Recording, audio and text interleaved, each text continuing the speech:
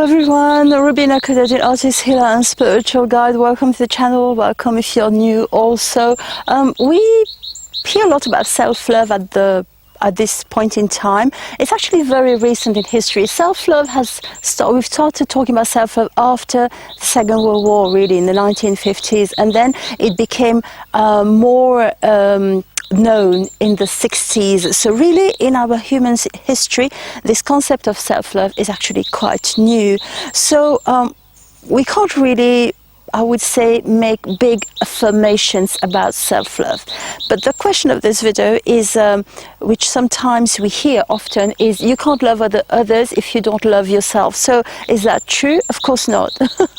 A lot of people find it easier to love somebody else or to love God, let's say, than to love oneself. Because what does loving oneself mean? And anyway, it's not the same love, is it? If ever we love oneself. Love can be what? Can be compassion, can be warmth, can be desire.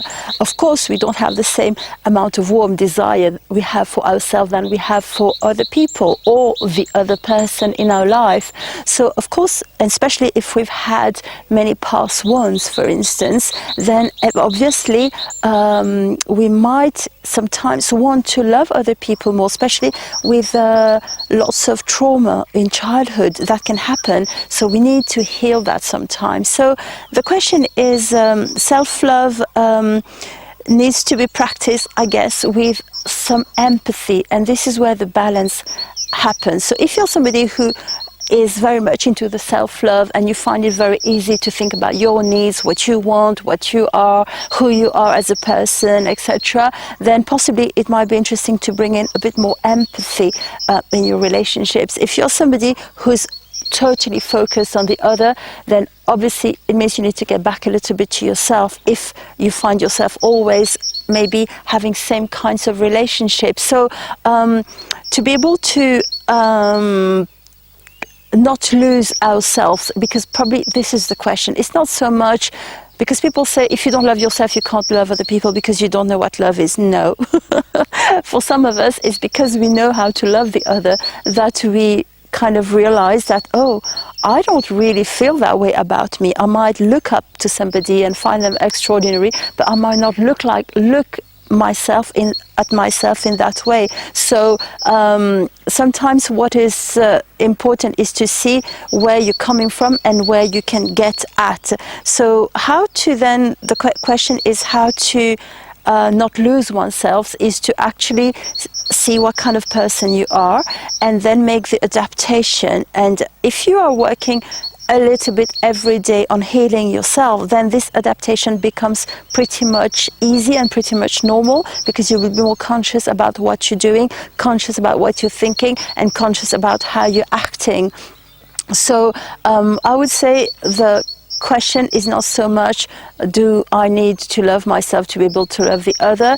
It's more about how can I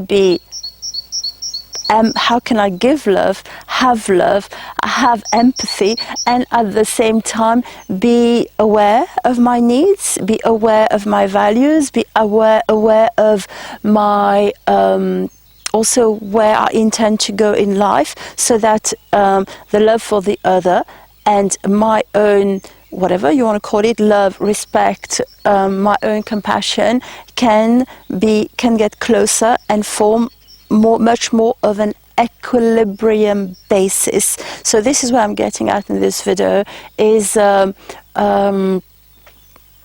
all depends on where you're coming from, and we can't really generalize that self-love is so important, and all the love for the other is the most important, because we're all very different and we will all have different experiences, and definitely we can't have like a one narrow view about self-love, especially that it is a very, very new concept which still needs kind of tweaking. Do you agree with me? Please let me know in the comments what are your viewpoints on that, and of course make sure you like the video and subscribe to the channel if you haven't done so yet. Link to join me on Instagram and for consultation down below. Thank you for listening. Bye bye.